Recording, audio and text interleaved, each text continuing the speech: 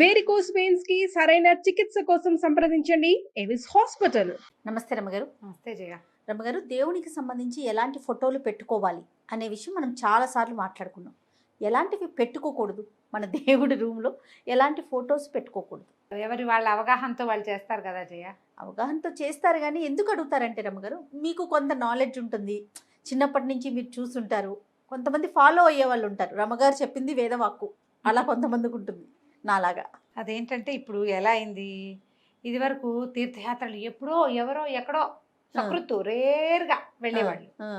అక్కడి నుంచి ఏమైనా ఒకటి వచ్చేది మన దగ్గరికి. ఇప్పుడు మనము వెళ్ళిపోతాం, అందరూ వెళ్ళిపోతారు. వెళ్ళిన ప్రతి వాళ్ళు ప్రసాదంతో పాటు ఓ ఫోటో, ఓ ఇది, ఓ అది, ఓ ఇంకోటి ఏమిటో పంపిస్తారు. సాయిబాబా మన ఇంటికి వచ్చాడని పెడతాం, దుర్గాదేవి వచ్చిందని పెడతాం, అవును, కనకదుర్గ వస్తుంది పెట్టేస్తాం, ఇంకా ఆవిడెవరో వస్తుంది, ఈయనెవరో వస్తాడు, ఆ ఊరు ఈ ఊరు ఈ ఊరు. నేను మధుర మీనాక్షి, కాశీ విశాలాక్షి, కంచి కామాక్షి, సమస్తమైన అక్షులు ఎక్కేస్తాయి. ఇవన్నీ పెట్టుకుంటాం.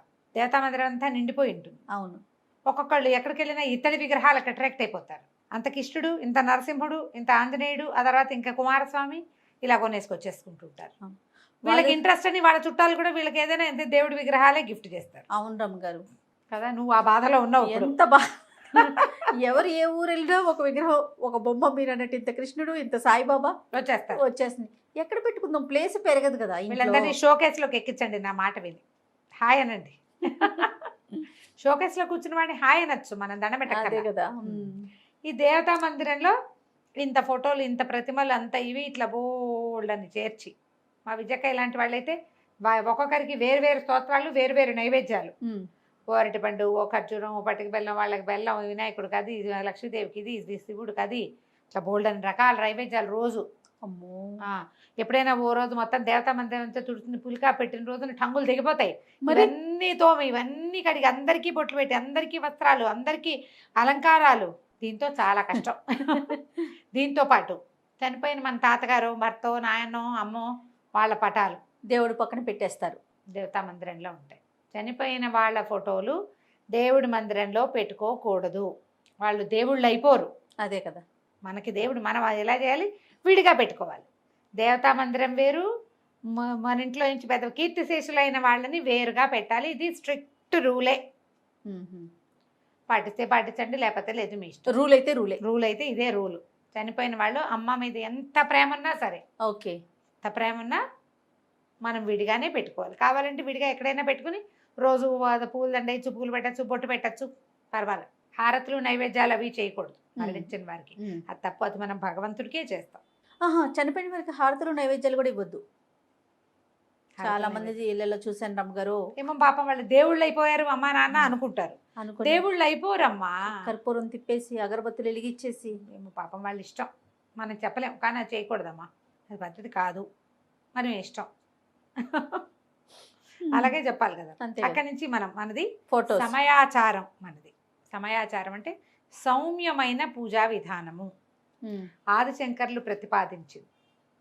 మీరు లలితా సహస్రం చూస్తే అమ్మవారిని సమయాచార తత్పర అని చెప్తారు. అందులో కౌల మార్గ తత్పర సేవిత లాంటి పదాలు కూడా ఉన్నాయి. ఆవిడకి ఆ మార్గము ఇష్టమే, కానీ ఈ మార్గంలో భయం లేని మార్గం ఇది. సౌమ్యమైన దేవతార్చన మంచిది కుటుంబీకులకి.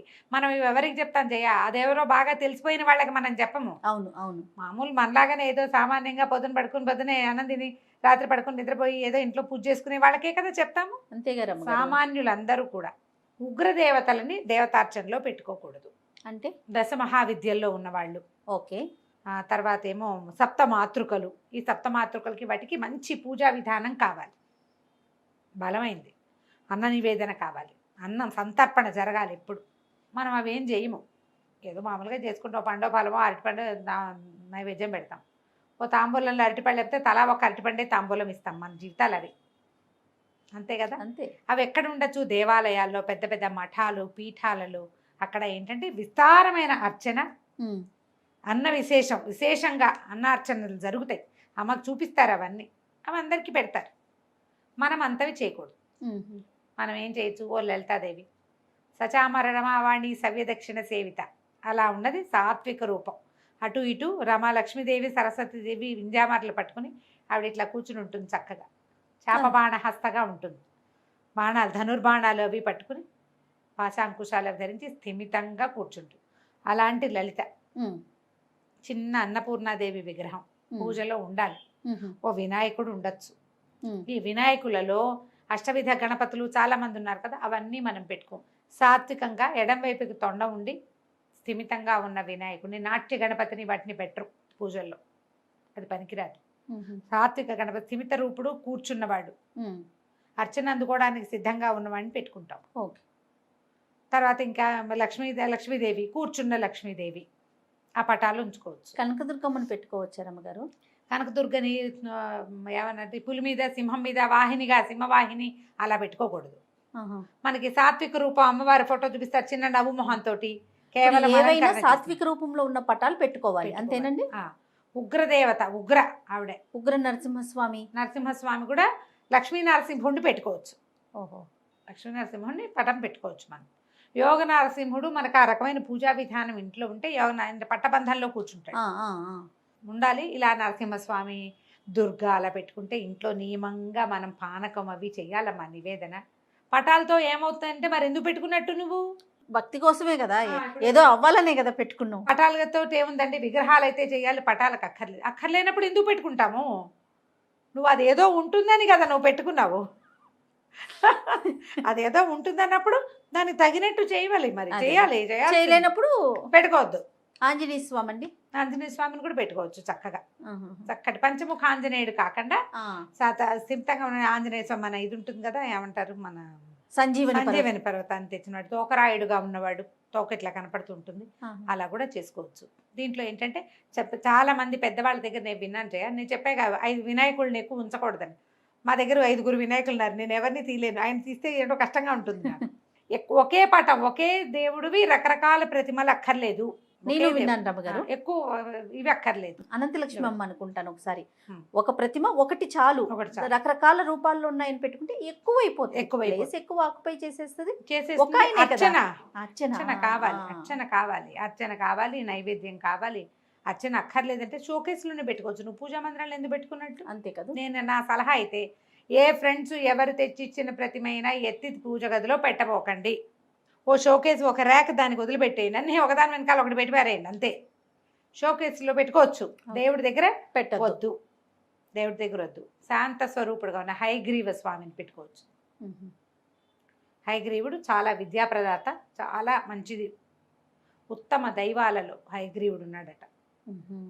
అజ్ఞానానందమైన దేవం నిర్మల స్ఫటికాకృతి ఆధారం సర్వ విద్యానయం హయగ్రీవం ఉపాసమ. ఆధారం సర్వ విద్యానం హయగ్రీవం ఉపాసమహి. చిన్న శ్లోకం పిల్లలకి నేర్పించండి, విద్య పెరుగుతుంది. శ్రీరామ పట్టాభిషేకం మనం ఉంచుకోదగిన ఫోటోల్లో శ్రీరామ పట్టాభిషేకం ఒకటి ఉంది. శివపార్వతుల్లో అండి, శివపార్వతులు శివ ఏమంటారు పరివారం. వినాయకుడు షణ్ముఖుడు కూడా ఉన్నది పెట్టుకుంటే చాలా మంచిదట. ఇప్పుడు ఆయుష్ హోమం చేస్తే చాన్నాళ్ళ క్రితం పిల్లల పేరుతో ఏదో ఆయుష్ హోమం చేస్తే అప్పుడు ఆయన చెప్పారు, మా పురోహితులు సుబ్రహ్మణ్యం గారే నాకు గుర్తున్నా, ఆయన శివపరివారం తీసుకురండి, అది ఇంట్లో ఉంచుకోండి, శివపరివారం ఉండటం చాలా మంచిది. మా ఫ్రెండ్ ఒకరు వెండి ప్రతిమ ఒకటి ఇచ్చారు శివపరివారం, చాలా బాగుంటుంది, చక్కగా పరివారం పెట్టుకుంటాం. ఇలా పెట్టుకోవాలి. కానీ మీరు ఆలోచించండి, ఉగ్రదేవతలు తర్వాత ఏమో ఇలా శంఖచక్రాలు అవి పట్టుకుని ఉన్నటువంటి విష్ణు స్వరూపాలు ఇంతంతవి ఫోటోలు అవి కాకుండా అలా ఒక్క విష్ణువే ఉన్నవాడు కాకుండా పక్కన లక్ష్మి ఉన్న విష్ణువు. స్వామి పైనుండి కింద నుంచి మనకి లక్ష్మీదేవి ఉన్న ప్రతిమలు కూడా కనిపిస్తూ ఉంటాయి రమ్మగారు. అంటే కళాత్మకంగా రకరకాల ఐడియాలు చేస్తున్నారమ్మా, మనం చెప్పలేకపోతాం కదా. తిరుపతిలోనే తీసుకున్నారు, ఎవరో తీసుకొచ్చి ఇచ్చారు, ఇంట్లో ఉంటారు. ఈ ప్రతిమలన్నీ ఫోటోలన్నీ దేవుడి దగ్గరికి చేర్చకుండా పెట్టుకోండి, ఇంకంతే చేయాలమ్మా. మీరు ఆలోచించుకోండి ప్రధానంగా. ఇప్పుడు చాలా మంది రకరకాల దేవతల ఉపాసనలు అవన్నీ చెప్తున్నారు కదా, మరి ఈ ఉపాసనలు అవన్నీ ఏదైనా తాత్కాలిక ప్రయోజనం కోసం, తాత్కాలికంగా కొద్ది రోజులే, ఫలానా రోజు మంచిదంటే ఆ ఒక్క రోజే చేస్తే మంచిది తప్ప దాన్ని నిత్యార్చనలో పెట్టుకోకూడదని భావిస్తున్నాను జయ నేనైతే. ఓకే. ఎందుకంటే ఇది మనకి వారాహి అర్చన అవన్నీ కూడా శ్యామల వారాహి ఇవన్నీ కూడా మంత్రాధిష్టాన దేవతలు, వాళ్ళందరినీ మనం నిత్యము అర్చన చేయటం అనేది అసలు మన విధానంలో లేదు, కానీ కొత్తగా వచ్చేసింది. అనొచ్చు అనకూడదు రమ్మగారు, లేటెస్ట్ టెక్నాలజీలో భాగంగా వారాహి పూజ అనేది కూడా ఇది కూడా కొత్తగా వచ్చింది కదా రమ్మగారు. ఇంతకు ముందు విన్నామా? వారాహి అమ్మవారి ప్రతిమ కూడా తెలియదు. ఇప్పుడు వేవేలుగా ప్రతిమలు వారాహి పూజ, ఫోటోలు వారాహి. ట్రెండింగ్ లో ఉంది వారాహి ఇప్పుడు. అవును.